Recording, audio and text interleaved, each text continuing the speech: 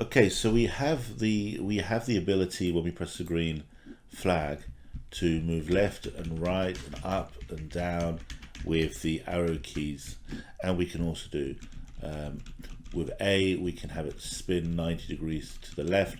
With S we can have it spin 90 degrees to the right. When we're clicking the space bar, we're shooting from the front of the ship, wherever the nose of the ship is. So I can put it here. There we go. It's shooting in that direction.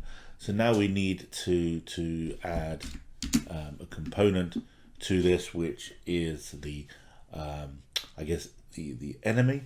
So we're going to add to the sprites by clicking in the section down the bottom left, new sprite,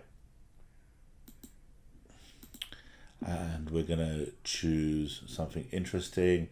So if we take a look here, there's lots of choices, and let's say we're shooting a butterfly here, but you can choose anything you like.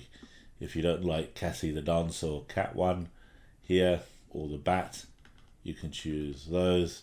And I'm going to press OK, and it's a bit big, so I'm going to make sure he's clicked. I've got the eye point here, and I'm going to click on shrink, and then I'm just going to click on him until I get him to smaller.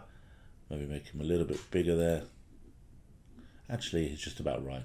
So if you can do that in your for your butterfly or whatever you're going to create, remember it's a new sprite, and you're going to pick one, and then you're going to make him shrink to about a good size. You can always make him bigger or smaller later, but for now just get him about this size, and I will see you in the next video.